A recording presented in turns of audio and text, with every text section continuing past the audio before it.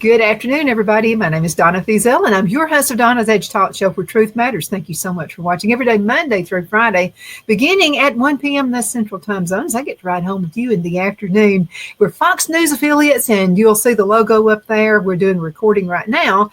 However, I wanted to tell you can find us syndicated on television. That's Abundant Television, found on Roku, Apple TV, and Amazon Fire. Don't forget the podcast on thenewscasters.com. I get to say what I want to there as well. All the social media sites. Alan Mendenhall is with us right now. And Alan, you're going to get a kick out of this. Okay, so I've been fussing and complaining and griping and everything about TikTok until some of our viewers have been saying, "Why aren't you on TikTok?" And I said, "Because they want my information." And one guy said, "I already have your information. What do you think Google does?" I mean, so you might as well join it. So I went on ahead and joined it. Haven't noticed anything any different. They haven't kicked me off yet. There yet. But Alan Mendenhall is he's an author and a speaker and just very professional guy. Tell us a little bit about your writings and I've been following you on Facebook. You got some great things happening to you in the career. Well, thank you. Yeah, I actually joined the Heritage Foundation in 2 days, full time. I've been a visiting fellow there since October, and I'll be full time in 2 days. My initial position will be as a senior analyst, but that's subject to change within the first few months. Mm-hmm. And my writing is appearing in 1819 News Weekly now. I've been writing a weekly column since about November. Mm-hmm. And my colleague Dan Sutter and I just came out with a big study on public pensions, and that was published, I believe, last Monday, so about a week ago. And I'm always working on something, either academic writing or op-eds or other kinds of writing. You know what? I love your financial part of you. I really do. And I've learned a lot myself. I'm old enough to be your mother. Let's just say I'm old enough to be your older sister. But lots of things have carried on to my son. And my son was able to pay his house off. And he and my daughter-in-law set a goal. And they wanted to have the house paid off before their 10th wedding anniversary. I freaked out a little bit when they said they were. I didn't say anything. I don't want to be one of those mothers. But he did say, we're going to put this house, it's a townhouse close to Raleigh, North Carolina. We're going to put it on the 30 year. Well, that almost kind of freaked me out a little bit until they started making extra payments. Yes. And while they had it paid off in less than 10 years and wound up saving over $100,000 in interest. Yes, and that's something I'm trying to teach my son, who is 13, and he has started an eBay business where he sells baseball cards or other things, and he is putting the money into a bank account. Right now, he wants to use the money to buy a pressure washer so that he can also start a pressure washer business. Smart. And charge, whatever per driveway, but also to charge $20 per trash can. I guess everyone has two trash cans, one's for recycling, one's for trash, and $20 per house to do both of those, and then he'll charge for the driveway. But I've been trying to explain to him, the important thing is to get it into a savings account so you have compound interest, which grows dramatically over time. Mm-hmm. And I point out that even some of these small baseball card sales, like for example, he'll sell some for like $3. And the other party pays for shipping. And I say, it's only $3, but if you put it in the bank, every $3 adds up. And it's something that I've learned just from doing my own taxes. I have an accountant who ultimately does my taxes, but I go through every single expense throughout the entire year and see what I can write off. And I've realized that even those little $3 purchases, they add up by the end of the year. If you were to not count all the $3 purchases, you'd miss out on opportunities. So yeah, it's important to count every penny. But I've also told him, look, if you get into investing, maybe we should take some of the money you make over the summer and put it into capital markets, buy you some stocks, maybe a mutual fund or some kind of index fund. And the reason why you want to do that is to mitigate risk. You diversify your portfolio, and that's what these mutual funds and index funds have, is a diversified portfolio. And so in that portfolio, if one particular industry has a downturn or one company goes bust or whatever, you've got all these other companies pooled into the security to mitigate the risk. And anyway, I think he's learning. My daughter, on the other hand, has cash just stuffed in pillowcases and things like that. I say, you got to put this in the bank. You're like my great grandmother. And she's like, no, if I put it in the bank, they take the money and don't give it back. I'm like, well, they're putting it in an account, but you're right that it's, that they're going and then giving the money away to someone, but there's a mathematical register of what you've inserted. Anyway, she doesn't have fractional reserve banking quite figured out, but it is funny that they're thinking about money, and I'm encouraged by that. Yeah, the quicker the better, I'm telling you. So Phil and I sold some property, and so we were trying to figure out what to do with the money. And so we put it into Wells Fargo, had a deal going on, and where they pay 4% interest. And of course, you let it keep compiling, in compound interest, which is something that I'm a fan of, compound interest. And I'm going to tell you what, that can grow pretty fast. It can. It sure can. And that's the exciting thing about retirement accounts, whether it's a 401k or an IRA, or, I worked for the state of Alabama for the last 5 years. So my money has been going into a pension fund, and I have to now figure out what I'm going to do. May 31st is technically my last day with the state. And what am I going to do with the money that's accumulated in that fund? And I will probably roll 100% of it over into either a Roth IRA or something like that. But that will be what I do. Is there something you would stay away from right now? Like CDs and stuff like that.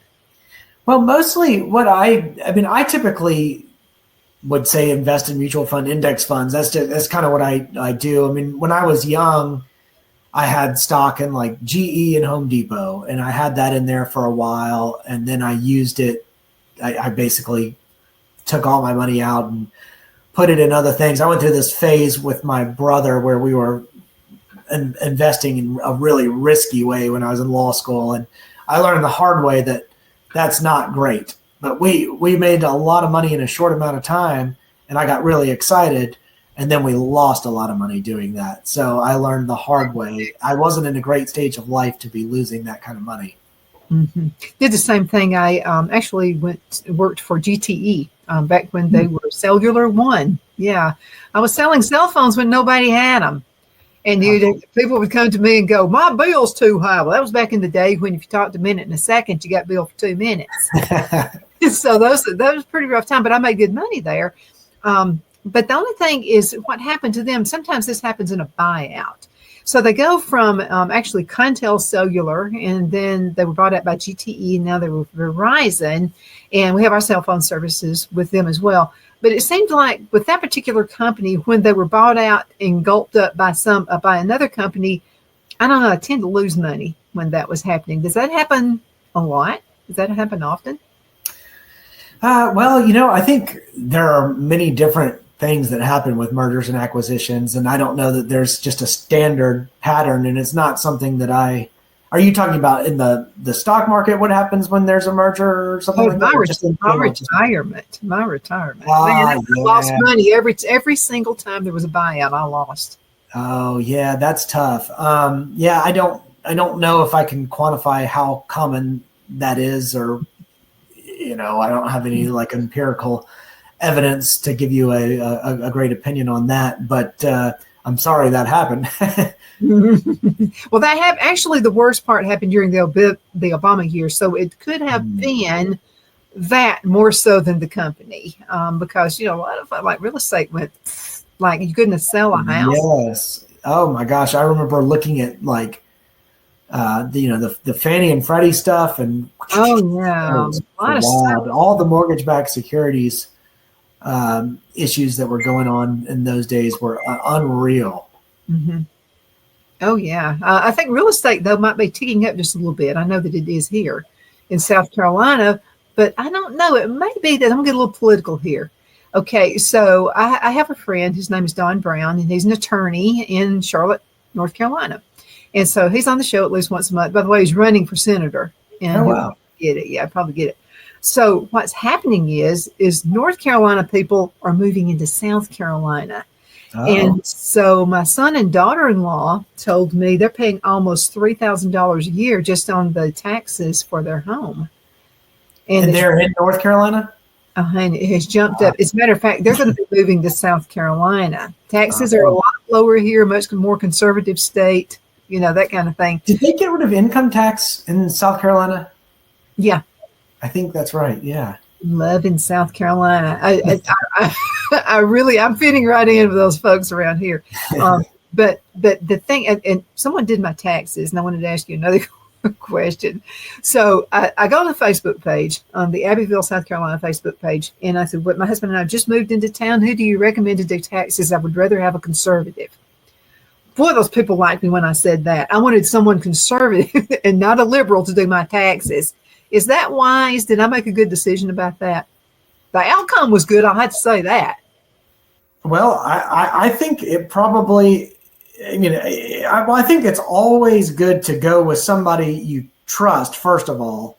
And I think accountants, just as a class of people, tend to be just generally more conservative in the sense that, their job requires them to minimize audit risk and to protect you legally. The joke in, I know, many big firms is you don't ever take something to the general counsel's office because they're just going to tell you no, no, no, no, no, when you're trying to figure out how to get to yes.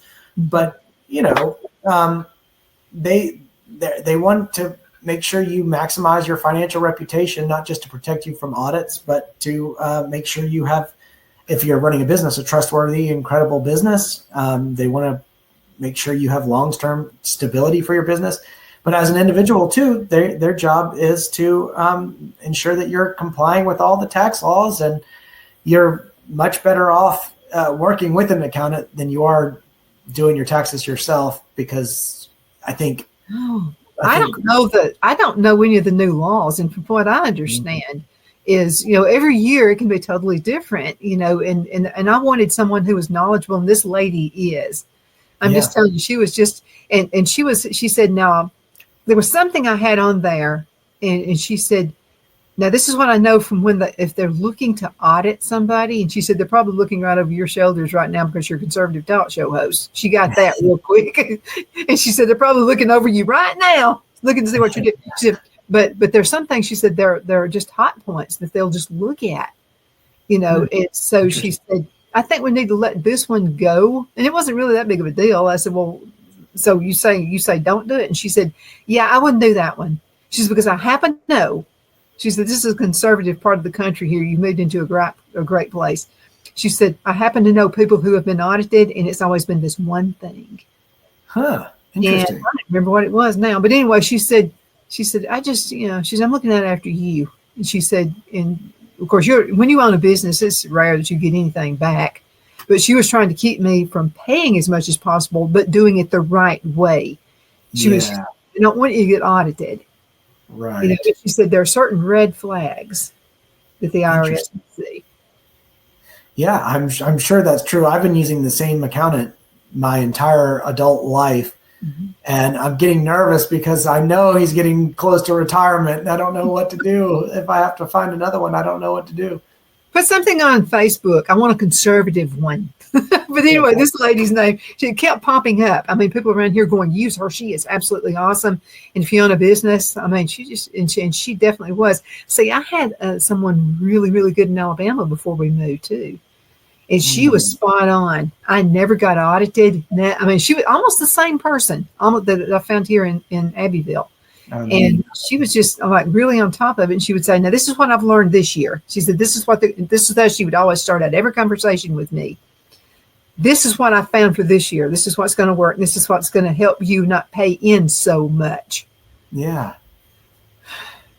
Those are good accountants. Those are good accountants. And, it's really important to have those. Oh, yeah. And one thing that she would say, too, she would say, you're very conservative in the way you spend your money. And I said, well, I'm not like the government. I mean, I don't just pop it out there. I mean, it's, I watch what I spend. And she said, that's really good. And so she said, sometimes what you don't, and this is true. Both my granddads used to say this all the time. They would say, some people get wealth by watching what they spend. Because you can make all the money in the world if you don't know how to handle it. If you don't know to not spend on just stupid stuff. That's right. Yeah. Then you'll be wealthy.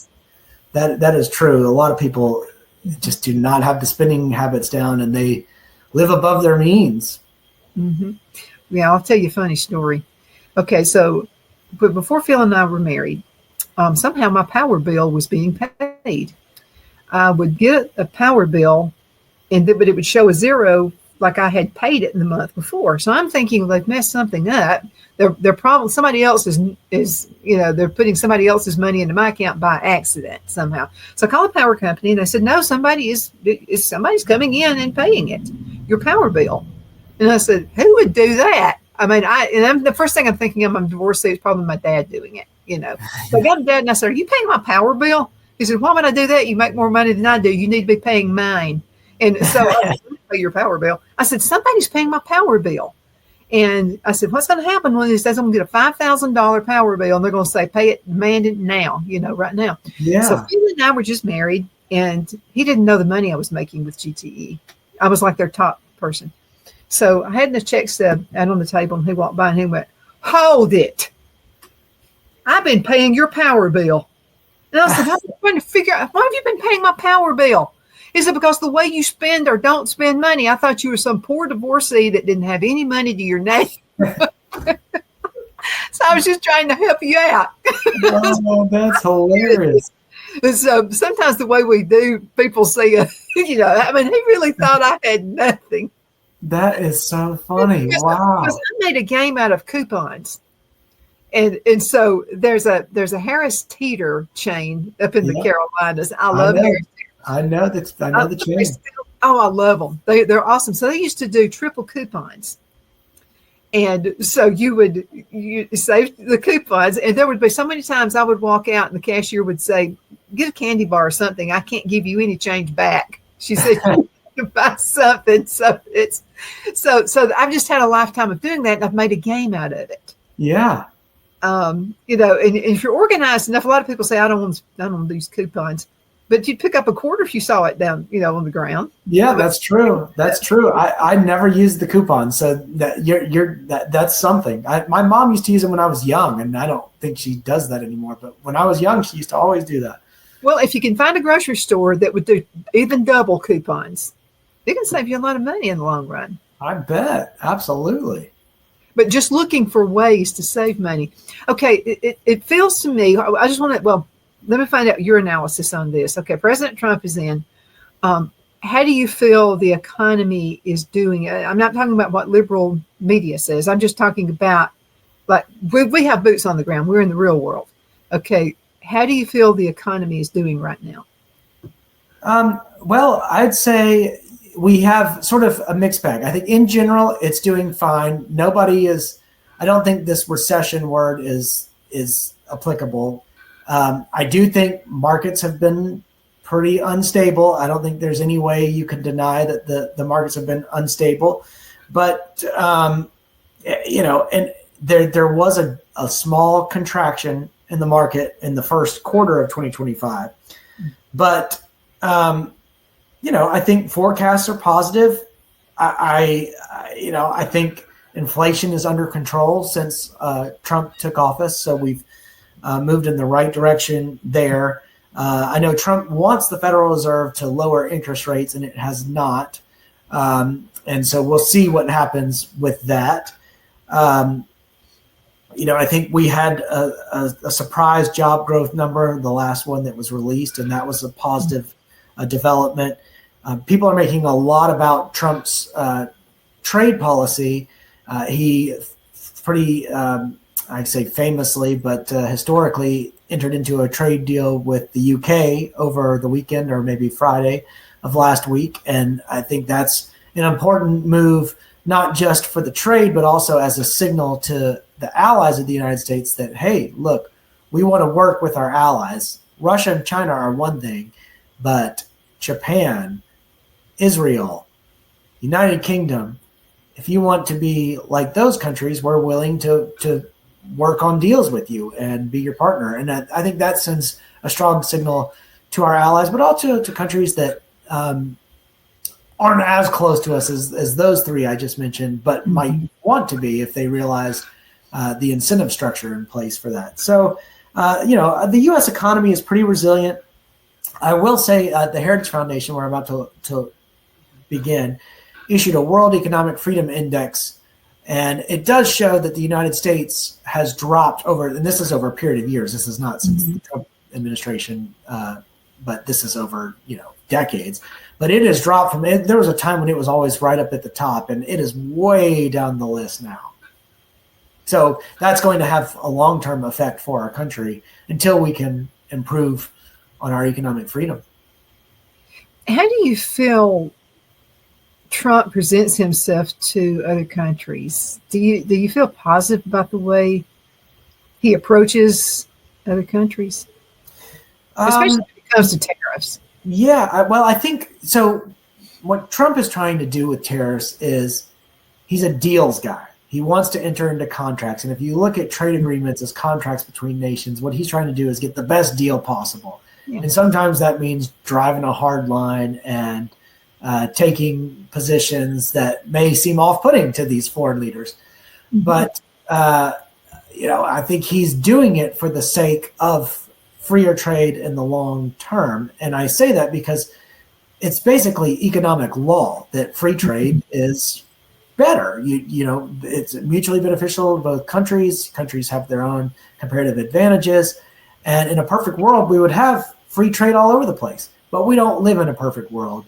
We live in a world full of geopolitical conflict, historical contingencies, strained relationships. And so to say you can just enter into trade agreements with anybody is sometimes easier said than done.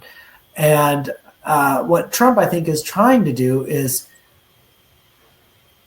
hardball his way into better trade deals with other countries. And that's partially because of imbalances in trade. And we all know that China has not lived up to its side of the bargain in trade. If you look at it, again, in terms of contract, if I hire you to perform some task for me and you are not holding up your end of the bargain, but I'm holding up mine, why would I keep going in the same way as if nothing's happening? I would common sense. I would try to mitigate my losses and figure out a way to get somebody else to do the performance and get back what I haven't been given, and all these different things. And if you think about trade in contractual terms in that way, things kind of make sense. So you feel like this is the right approach? This is a businessman we're dealing with right now. This is not a guy who has been in politics his entire lifetime. Is this the best approach? I think we'll find out. I think, that people are jumping to extreme positions on all sides. Obviously, the erratic markets are not ideal. We don't like the stock market doing this all the time. Mm-hmm. So that we would like to see stabilized. But we are seeing trade deals being negotiated, like this one with the UK, and there are others. And so, those are deals that are good, and we want to see more of those. And I think the real issue is the trade relationship with China and what that's going to mean, and what American companies are going to do in response to Chinese policy. And China is a big, dangerous player on the international stage, and it's stealing trade secrets. It is preparing for mass cyber warfare against us, and it has way more people than we do. So, it's a precarious situation. And I think Trump has really thrown a wrench into Chinese policy, in the sense that I don't really hear China talking daily about overtaking Taiwan right now because they don't really know what Trump might do in response to something like that. I mean, Trump's unpredictable. And in some ways, people might say that's bad. And like, for example, a lot of people that are in wealth management, investing stocks, they may not like that unpredictability. But I think the people in foreign policy like the unpredictability in the sense that if you are an enemy or potential enemy of the United States and Donald Trump is president, you have got to be careful about what you're doing because you do not know what that man might do in response. Well, see, this is how you run a business. I mean, this is what I have always done. We used to own some cell phone companies. We were Nextel authorized agents, and we had 8 locations. I rarely hired someone who had worked for any kind of another cell phone company because I especially if I knew who the company was and I knew who the person was who owned it and I knew they were a bad manager. I just managing a team. I just didn't want them because they would bring those bad habits into my business. And I see Trump, he's running it like we would run a business. Yeah. And you are unpredictable to your competitors. Well, that's what I was going to say. When businesses operate differently, they treat different people differently. Obviously, you treat your employees, your consumers, the people who operate down your supply chain in a different way than you treat your competitors, right? I mean, that's obvious. And so it sort of stands to reason that similar logic would obtain in international relations, where you treat your allies, your citizens, and those countries you do business with differently than you treat your enemies. Yeah, but you know something, you have to, it's the way you look at things. Okay, so I had somebody, it's a competitor who was constantly breathing down my neck. He wanted to steal my employees all the time. It was just something all the time. So he puts this big, huge billboard up. I mean, right at my store. Well, so, yeah, but this was a great thing. It worked out, even though it had his name on it. We would always, I trained all my employees, always ask how they heard about us. People started saying the billboard. And I was like, we don't have a billboard. So I happened to drive by that store one day and I said, there's the billboard, but it's not mine.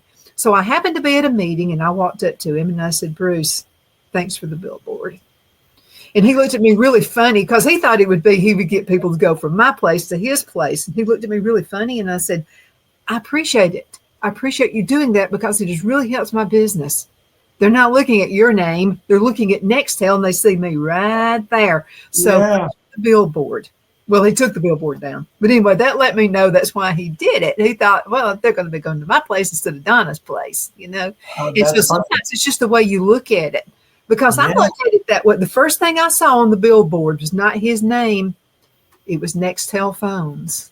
Yes. And so people, they're flying by on Highway 431 in Albertville, Alabama. They're flying by. Nobody ever drives the speed limit.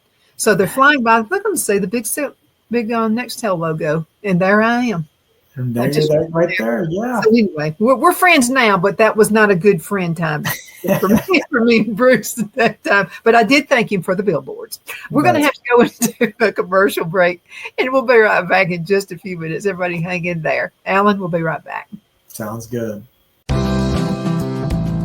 Twin City Used Car Sales has been serving drivers in the Northeast Alabama area for years with a quality selection of late model used cars, SUVs, and pickup trucks.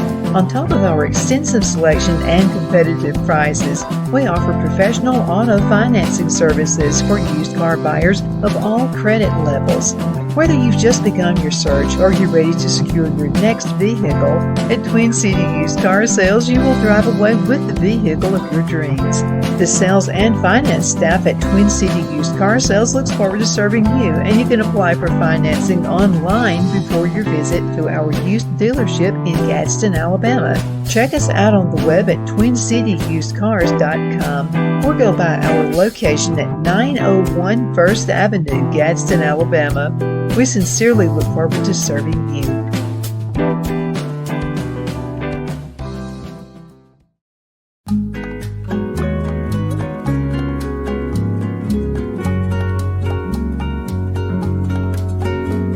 At Lamone's Mexican Restaurant, located in Henniger, Alabama, and voted Best Mexican Restaurant of DeKalb County, Alabama 2020, we're here to serve you with authentic Mexican cuisine. Order easily online by going to lamonsmex.com or call 256-657-3999 to place your order. We're open Sunday through Thursday, 11 a.m. to 9 p.m. and Friday and Saturday, 11 a.m. to 10 p.m. Whether you're celebrating a cozy date night for two or a celebration for a crowd, at Lamone's you'll love our atmosphere and friendly servers. Thank you for dining with Lamone's Mexican Restaurant.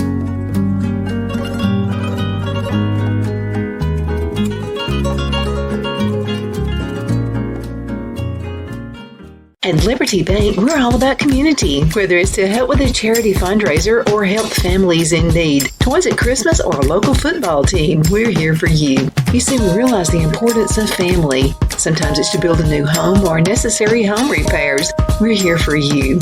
If you like the feel of a small town bank with all the conveniences of a big city bank, we're here to serve you. You will find us at any of our convenient locations in DeKalb, Marshall, Etowah, and Blount counties in North Alabama. You can call and speak with any of our friendly staff at 256-659-2175 or check us out on the web at libertybankal.com. And thank you for your support of our community. Member FDIC Equal Housing Lender.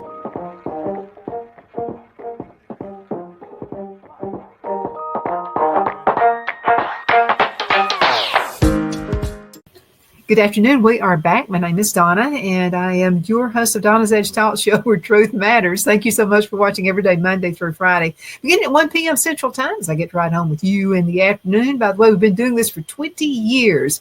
It was 20 years of all times, April 1st. And a lot of folks have said, that sounds like some kind of a joke. But what happened there is Tom Williams owned the station I was in. And so he said, we're going to do a talk show. You're going to be the host. And I'm like, no, I think I'll probably forget my name. I don't think I need to be your host of your noontime show. But it worked out. And I said, but when do we start? And he said, let's do April 1st. And I said, April 1st? April Fool's Day? That's when you want me to start my show? He said, look, you can't even remember your wedding anniversary half the time. He said, let's do April 1st. You'll always remember it. And he was right. I always remember April 1st. So it's been 20 years. And I'm going to tell you what, I think it's because we have the absolute best sponsors. We do. I mean, they're the best. They've followed me for years. And also we have the absolute best audience. You guys are awesome. And we have the best guests, like this one right here, Alan Mendenhall. And Alan's been a guest of the show for many, many years, and definitely appreciate his insight and his input on the financial world and other things too. He's an author and he is a speaker. Let's talk about your latest writings and where can folks buy it?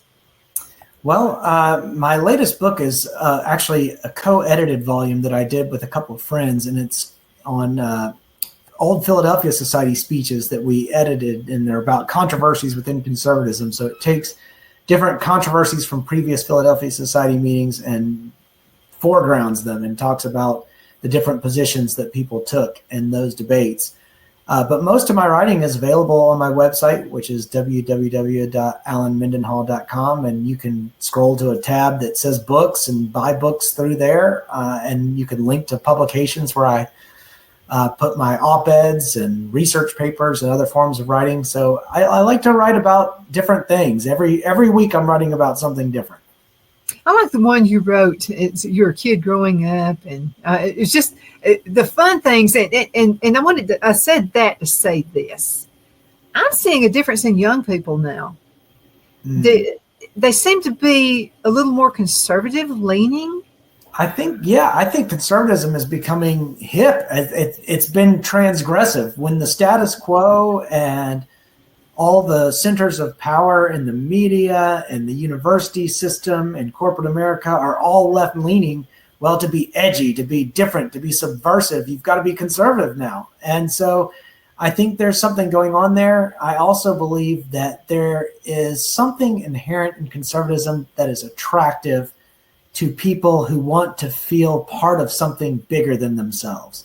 So we have become such an atomized society, and everybody is so consumed by selfie culture and social media And you would think that social media would plug you into everything, but I also think it has an alienating effect in the sense that you are alone when you're doing these things, that the community you feel is somewhat artificial. Now, it's different. The way I use social media, for example, on Facebook, these are people that I'm about to see at conferences or to do this, that, and we socialize in anticipation of our great reunion. And but there are other people that just sit at home alone and they're just doing their social media and they don't have these tangible relationships with people. They don't have this felt community, and that can be problematic. But I think what these young people are seeing is what I call, a lot of young people are converting to Catholicism. And I say, well, I think part of it is that they want to feel part of something bigger than themselves. They want to feel like they're part of the Church Universal, something with centuries of history. And part of it is the Harry Potter aesthetic to it. They like this idea of old stuff, and the church provides that. Yeah, I think so too. But do you think Charlie Kirk has anything to do with this? Because he's out talking to kids at universities, and I'm not able to see everything he does, but the ones I have seen, he's involving the students in the conversation. He's not just like, I'm preaching to you, you need to be conservative. There's nothing like that at all. He's gathering information from them. They don't even know he's doing it. But I think, what are your thoughts about that? Well, I think one thing that Charlie Kirk does well, and I don't watch a lot of Charlie Kirk, but my son does, and my son's 13. So this is exactly what you're talking about. You just made my point. Exactly. He gravitates to the Charlie Kirk. And I think one thing that my son finds attractive about what Charlie Kirk does is that he exposes the intellectual bankruptcy of the left, because the left purports to be intellectually superior, but in fact, when you start pressing on people, in particular the sheep, I'll call them the sheep that follow the leaders, they don't really have much to offer. They don't have a lot of ideas. And I think leftism in particular today in the United States is without moorings. When you ask what are they working towards, they might say, oh, it's equality or diversity. It's like, well, equality and diversity are actually sort of fundamentally incompatible ideals. And someone in the left might say, well, why is that? Well, equality of people requires some sort of leveling. It requires standardization and uniformity. And that is the opposite of diversity. And diversity is about pluralism and differences. And actually, it's the right now that's championing diverse perspectives and viewpoints on college campuses and freedom of speech. And it's not the left. The left is actually trying to enforce this narrow, homogenous way of thinking and doing, whereas the right actually is more open to differences. And that is that is a fundamental challenge to the left as to what even does the left stand for? What is it trying to achieve? It's easy if you ask a Christian, why are you going through life? What are you doing? The Christianity has an eschatology. It has a commitment to God and to working through the teachings of Jesus. And you know what your life is for. You ask a Marxist what a Marxist thinks, and they have their own stadial eschatology, a secular eschatology. They've got their own teleology. But the left in the United States is just a bunch of random grievances, like, oh, this racial grievance, that racial grievance. It's why, the Israel-Hamas Palestine issue is so complex for the left, is because, oh no, their grievance cultures are all bumping up against each other, and we don't know which one to support. Like, how do we do? Like, what are we going to do? But they want to play victim, and they want to try to stand for whatever race, gender, class prism they can draw politics through. But in this era of Donald Trump and populism, that prism in particular and that class category has sort of exploded for the left as sort of the middle class more broadly, and then even some of the lower class breaking for Trump and populism because he speaks to them and for them in ways that the left doesn't. Well, and then he likes all groups, and then also people, they've done some research, and things that have been said about Trump are not true. He was actually going through the court system, was supposed to be left for dead. I mean, just look at it that way. Do you feel that backfired? I mean, the whole thing with it seemed like the whole United States wanted to see him in court, except for us, of course. But the lawfare, yeah, absolutely. Because Americans as a people, despite how much government has grown over the past several decades, have a strong libertarian streak, even when they're conservative. And I say that in the sense that they have an instinctive distrust of power. And when the powers that be are weaponizing the government against somebody because of his political views and stances, Americans are able to see that as facially unjust, and they are able to tell that this is a frightening thing because they see that happen to Trump. They say, well, if that can happen to Trump, that can happen to me. And that's one thing about the January 6th situation that was very different is typically when you have a situation of unrest, the prosecutorial role is to go after the people at the top.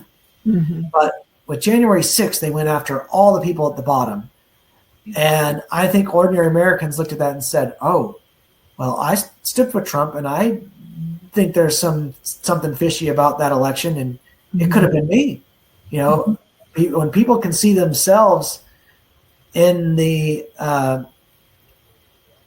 in the people being convicted, then they start looking at the prosecutorial role as dangerous, and then they were looking at the government as dangerous, and Biden weaponizing the government. And this comes after, Obama weaponizing the IRS, and now you've got Biden weaponizing essentially everything, every single agency of the federal government weaponized against conservatives and conservative viewpoints. And that was scary to people who weren't even conservative because they thought, this isn't really the function of government. Well, I think you hit the nail right on the head when you said that. That's it. We got to think about this. Okay, so you're driving down the road. There's an accident up ahead of you. How many times have you said, whoa, that could have been me?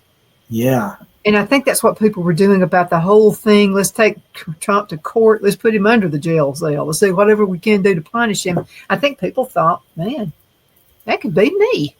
Well, and it gave an impression that America was a banana republic. We were just like these countries where, there's giant kickback scheme run the state-run oil company, and the politicians are trying to throw each other in prison, and it stank of corruption, and all that going on while you had very obvious crimes being committed by the president's son, Hunter Biden, and nothing was happening to him. He was never in danger of going to prison. And it just seemed like, okay, they're going to go after Donald Trump for taking legal positions, and then Hunter Biden's actually going to commit crimes and get away with them, and people just can see through all that. Well, again, and we're talking about the young folks again, how many times were you in school where, and it could have been someone of prominence, a teacher maybe let them buy with something? And then, like it or not, some teachers have pets, and we've all saw this happen in school. And then, someone really did something, but because they were somebody's son or someone's daughter, they got by with it. But then you see that same teacher picking on somebody else for something that wasn't half what that was. See, and these young people say they're from not been out of school that long, and they're seeing things like this happen. And they're like, well, wait a minute. That doesn't seem right. Something's wrong with that. You're exactly right. I mean, I think when something is glaringly unjust, people can pick it up pretty fast. Mm-hmm. But then think about this. Okay, and I think that one of the smartest moves Trump ever made, he's an avid chess player. I mean, it's so obvious. Okay, so I would have probably went somewhere and whined. If let's say Abbeville police picked me up, put me in jail, and wanted to take a picture of me, I'd be whining it out, crying, Phil, come get me. I'd be, something like that. But what did Trump do? He did that famous pose, the famous pose. That's And right. that spoke volumes. That was like, I'm not backing down. They're coming after you. They're not coming after me. They're using me to come after you. And I'm telling you, that settled with a lot of us. Yeah. Well, and I think the fact that there were 2 assassination attempts also underscored the severity of the sort of political opposition that the Democrats were fomenting. You know, they're fomenting violence. And how dangerous is this, that a political candidate is literally getting shot? I mean, the bullet hit him. Had he turned his head the other way, we would have witnessed his brains being splattered out. And I know that was the moment when I realized, maybe there's something, I think, providential going on here. It was hard to see that and not think, oh, he's going to win now, because he got it. I mean, and then when they're helping him and he's walking towards the vehicle and you see the blood coming down off of his face and he's holding his fist up like that. Yeah. I mean, they handed him the election. I don't think they thought he would react that way. I don't think they did too. And I mean, it was the perfect reaction. Yeah, it was. And they get up to fight. I mean, it was unreal what happened. And you know that Biden and Harris were watching that thinking, oh my goodness. We've lost. Yeah, they and obviously they had to come out and condemn the act, because any reasonable human being would, but they also had to think, oh my gosh, these people, like, they have to distance themselves from the crazy people that do stuff like that. Mm-hmm. And meanwhile have to say nice things about Trump because it happened. It had to drive them crazy. Well, it has to. And then also the crowds kept, I mean, nobody shied from going to the events after that. I mean, it was just like he still had massive, massive crowds, which wants to bring you to something else. And I'm still talking about young folks. Young people aren't stupid. So this is something else young folks noticed, AI. Okay, so AI is out there. So the Democrats are going to facilitate, to make it look as if, okay, so Kamala Harris was coming off of an airplane. She landed somewhere. And AI, which was a terrible rendition of it, wanted to make it look as if there was a massive crowd out there. But all you had to do, so let's just say I am a liberal.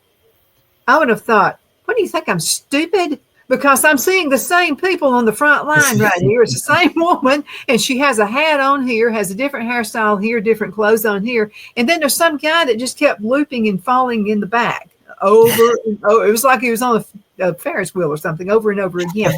So, I mean, wouldn't that make you think, they think we are stupid? They think you go to a Trump rally, look at any of the reels. It's a crowd. It's a real deal. But then you see that footage, and they're wanting it to make it look as if just crowds of people are waiting to see Kamala Harris come off of a plane. Well, this is what's interesting about the community notes on X, formerly Twitter. And it's that when things get posted, just the aggregation of ordinary people observing can determine what's AI deepfake and what's real pretty quickly.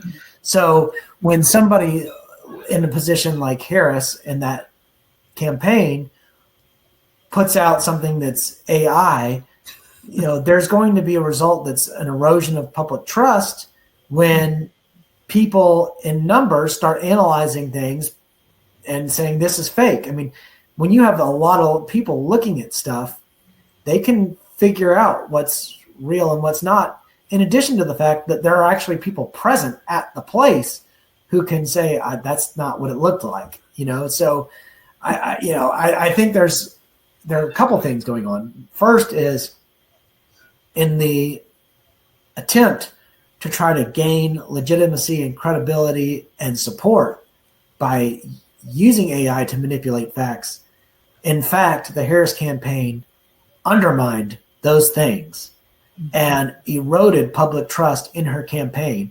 Her biggest struggle with voters was inauthenticity. Nobody thought that she was authentic. Nobody thought that she actually held a view that she really believed in. She was just this squish of a person who was going to say whatever it took to get elected. Mhm. So, I feel as if her use of AI undermined everything she was trying to achieve with it. Well, I think she was insulting people to really. It Right? was insulting to think she would think you would really believe that.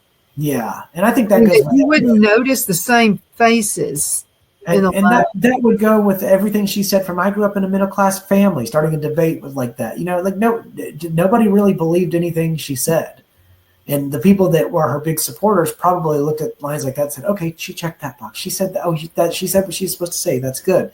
Rather than like she is who she is. She is the person she's supposed to be. It was more of she's saying the right thing. Well, another thing she did too is right before the election, she went to, I think it was the night of the election. Okay, so she went to the college that she graduated from, Howard. She went to Howard. and she didn't show up. She didn't. Yep, that's right. And all those people stood outside waiting, but then it became clear she wasn't going to win. Mm-hmm. And that was a glum-looking crowd. They looked Crying in the streets. I mean, those people were. I mean, the people were just crying about that. Miserable. I think they did it. Well, I mean, other things did too. But in other words, you're not important. See, I would have been thinking about I'll run against Trump in 4 years. I mean, myself, I would have been thinking that. But she's not thinking that way. A narcissist never thinks that way. They're only in the now, what's happening right now. Yeah, that's true. I would have been thinking, you know what? I'm going to go because I'm going to run in 4 years and I'm going to show his rear end. I'm going to beat him next time. But she didn't think ahead. So she just didn't show up. Well, what did that tell the people? We're not important enough for you to come. Right. Exactly. That's exactly right. Whereas, I think Trump is very, very good at knowing what the people want to see and how to give it to them. Mm-hmm. I thought it was really telling too. He lost the election. Well, he won. That he beat Trump. But anyway, I mean, he beat Biden. But right after that election, he's at the police department, one of the police departments in New York City. And I'm going to tell you, the cops love him. I mean, they were just all over him. As a matter of fact, he was talking with them. It was not sound bites. Now, you can find it on YouTube. No sound bites. This is like raw. This is raw material here. And so he was out there talking to the cops. He was sitting down talking to them. And some of them were saying, we wish you'd been voted in and blah, blah, I voted for you, that kind of thing. And so this is when, all kinds of weird stuff is happening with the mayor in New York. And so one guy actually spoke up and said, well, then run for mayor. Would you run for mayor of New York? And he was like, like I graduated from high school here. I've come back for the reunion. It was kind of that platform. He makes it real. He makes it, I want to be here. He's not looking at his watch. He's not looking over people's heads. He's looking at them. And some of my friends who were Trump haters to begin with love him now because they've met him. And they said he is absolutely nothing like I thought he was. Ann Eubanks, one of them, she hated him. And so she's with the Alabama Legislative Watchdogs. And she said, who are you going to vote for? She was Ted Cruz, she was over the Alabama, for Ted Cruz thing. And I said, I'm voting for Trump. She said, you mean you're not going to vote for Ted Cruz? And I said, no, I like him. I think he's a neat guy. But you got to have somebody like Trump now because it's got to be led. And he's the one that can shove it. He's the one that can happen. I really do believe it. I feel it in my heart. He's Ross Perot, but he's stronger than Ross Perot. I said, I think he can do it like this. Well, she says, well, I'll not vote for him. And I said, so you're going to vote for Hillary Clinton? I mean, what are you going to do? And so she said, I just won't vote. Well, she had the opportunity to meet him. She comes back and she said, my God, you were right. She said, this guy's nothing like I thought he was. And I said, what was he like? And she said, he looks at you. She said, in not a flirty way or anything like that. She said, he looks at you and he studies you. And she said, he was letting me talk. She said, I thought I would be, like not get a word in edgewise because of, the way the media had him out to be. And she said, he hardly even talked. She said, he asked me questions. He wanted to know about me. Yeah. And she said it was personable. She said it was very personable. Oh, and she said Melania was just drop dead gorgeous. She said, that's the most beautiful I think I've ever seen in my life. And she said, she was just graceful, but anyway, she said that, and also Terry used to be on the Republican Party in the state of Alabama. She was the same way. Terry said, I'm not, oh, no, you like Trump? And I said, yeah, I like him. I said, it kind of makes me think of my dad. I said, but we'll just get the thing, job, just get it done. He's one of those. My dad was that way. And she said, Linus, I think he's too rude. I don't think you need a rude president like that. And I said, I don't think he's rude. He's just saying the truth. He's just saying what we're all thinking. I said, Tell me, aren't you thinking some of the stuff he says? She says, yeah, but I'm not saying it. And I said, but you got to. I think that's the way it's got to be. Then she meets him. She loves Trump now. I mean, she said, Donna, he said the same thing Ann said. He is nothing like our media says he is. He's going to be a great president. Isn't that funny how that happens? Yeah, because she got to see the real thing. No AI, no sound bites, no nothing. And she went several times to get to meet him. Wow. Well, I know a guy right out here who plays golf with him. He's a professional and says that Trump is just hilarious on the golf course. Just a funny guy to play with. And he's very competitive too. Yeah, I was talking to John Merrill about him. They're friends. And he's been to Mar-a-Lago several times. And I said, what's he like? And he said, he's funny. I said, what do you mean funny? He said, he's just funny.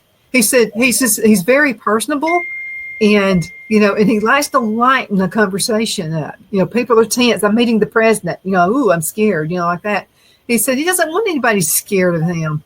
Yeah. There's respect, but he doesn't want people afraid of him. And the media wants to make it sound as if he wants everybody afraid of him. No, it's not like that at all. Not from people I know who've met him up close and personal. Not at all. Alan, we're going to have to go. Can you believe how fast an hour flies by when we have a show? I can't believe it. Unreal. Gosh, how can folks find your books? Just my website, www.alanmendenhall.com. There's a tab up top with books. That's probably the best way. There you go. Folks, we got a call it today. Thank you so much for being with us. You're the reason we do this. And thank you for a wonderful, wonderful 20 years. You know what? 20 years from now, I'll be like 86. I don't know. If Martha Stewart can do it, I can do it. Okay, so there you go. But thank you again, Alan. It's one of our wonderful guests that we love having on the show. And thank you guys so much for watching. Continue sending emails, Donna@Donna'sEdge.com, Donna@Donna'sEdge.com. And yes, I read every single one of them. So thank you again for sending those. You're not bothering me at all. Have a great one. We'll see you a little bit later. The only place I buy my beef is Lone Tree Ranch in Collinsville, Alabama. Their cattle is born and raised on their ranch, grass and grain fed, and you can feel confident when you serve your family and friends because their beef is all natural and no antibiotics or hormones are added. You can buy whole beef or perhaps go in with family or friends and buy half. Their customer service is number one as they take care of the delivery to their local processor and can deliver to your home for a small added fee. They also offer herd replacement heifers. I always call Lone Tree Ranch in Collinsville, Alabama for my beef specialty recipes and cookouts, and you can too. Food shortages are increasing, so buy local by calling 256-523-6462. That's 256-523-6462.